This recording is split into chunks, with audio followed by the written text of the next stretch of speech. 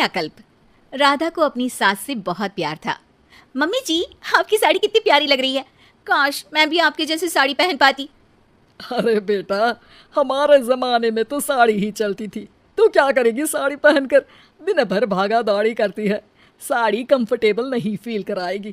तू तो ऐसे ही जचती है बेटा। राधा सास को लेकर घूमने जाती, सैर करती और उनसे खूब बातें किया करती थी। एक दिन, अरे राधा और माँ सुनो, अब हम लोगों को बम्बई चलना पड़ेगा। मेरी नई नौकरी वहीं लगी है। अरे वाह माँ, कितना मजा आएगा ना।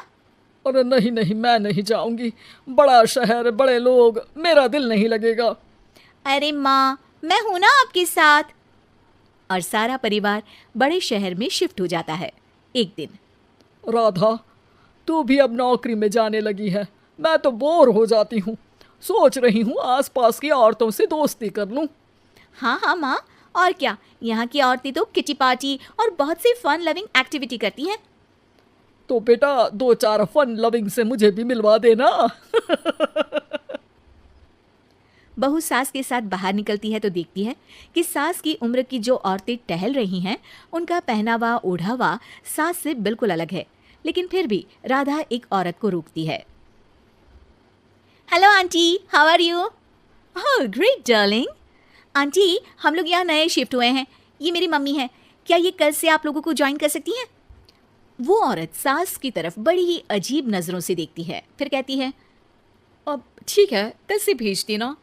सास समझ जाती है कि उस औरत को वो ठीक नहीं लगी, लेकिन फिर भी वो कुछ नहीं बोलती। अगले दिन, अरे माँ, अच्छी सी साड़ी पहनकर तैयार होकर जाइए। आपको आपकी दोस्तों के पास जाना है ना। और नहीं नहीं, मैं सोच रही हूँ घर पर बैठकर टीवी देखूं। वैसे भी रामायण का नया एपिसोड आएगा। नहीं माँ, आप जाओ ना, लोगों से मिलो, बात करो, अच्छा लगेगा। ना चाहते हुए भी सास उन लोगों के पास जाती है, लेकिन सभी सास से बुरा व्यवहार करते हैं। सास मुंह लटकाकर घर आ जाती है। बहू समझ जाती है कि सास को कुछ हुआ है। वो रोज सास को पार्क में भेजती, लेकिन सास रोज मुंह लटकाकर वापस आ जाती। क्या हुआ माँ, आप बाहर जाकर खुश नहीं होती हैं? अरे बेटा, खुश तो हूँ, लेकिन क्या माँ, आपको तो लोगों से मिलना, बातें करना अच्छा लगता था। मैं देख रही हूँ कि आजकल आप बाहर से आती हैं तो परेशान सी दिखती हैं। सास कुछ नहीं कहती, अपने कमरे में चली जाती है। अगले दिन राधा चुपके से सास के पीछे पार्क में जाती है। हेलो, कैसे हैं आप लोग? एक औरत मुंह बनाकर साइड हो जाती है। सभी एक दूसरे से बात करती हैं, लेकिन राधा की सास साइड में चुपचाप अकेली बैठी रहती हैं। राधा घर आती है और सास के वापस आने का इंतजार करती है। सास मुंह लटकाकर घर आती है। अरे मम्मी जी, तब से इंतजार कर रही हूँ, जल्दी तैयार हो जाइए, मार्केट जाना है। राधा सास को लेकर बाजार जाती है और उन्हें कुछ मॉडर्न कपड़े दिलाती है। अगले दिन सास उन कपड़ों को पहनकर पार्क में जाती है। Oh my God, you are looking gorgeous. Beautiful top, कहाँ से लिया? हे, मेरे घर में कल किटी है, तुम जरूर आना। अजीब औरतें हो तुम लोग। मैं रोज आती थी, तब तो तुम लोग सीधे मुंह बात भी नहीं करती थी। आज इन कपड़ों को देखकर तुम मुझे घर बुला रही हो। लेकिन सुनो, अब मुझे तुम लोगों से कोई बात नहीं करनी और ना ही दोस्ती करनी है। अरे तुम तो बुरा मान गई। वैसे दोस्ती नहीं करनी थी तो ये कायाकल्प क्यों किया? ये मेरी बहू ने किया है। मैं यहाँ सिर्फ ये देखने के लिए आई थी कि तुमको मुझसे समस्या है या मेरे कपड़ों से। कपड़े तो बदले जा सकते हैं। अच्छा चलो, जो भी हो, अब हम लोग तुम्हें अपने साथ रखने को तैयार हैं। लेकिन अब मुझे तुम लोग नहीं पसंद। ये बोलकर राधा की सास वहां से चली जाती है। वाह माँ जी, आज तो आपका चेहरा खिला खिला सा लग रहा है। लगता है आपकी सहेलियों ने आपको अपना लिया।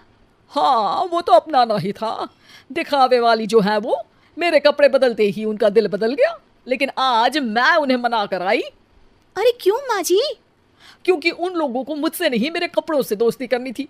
वैसे मेरे पास तो तू है ना, मेरी प्यारी बहू। मुझे किसी की जरूरत नहीं है।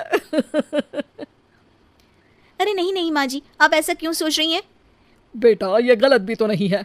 जैसा देश वैसा भेष। क्यों? ठीक है ना माँ, अब जब ये हम लोगों का देश है तो क्यों ना हम यहाँ का भेष अपना ले। हाँ हाँ जरूर, मैं तो तैयार हूँ। समय के साथ खुद को बदलने में कोई बुराई नहीं है, लेकिन कहीं नकल के चक्कर में बंदर ना दिखने लगूं। खैर, बहू लग जाती है सास की कायाकल्प।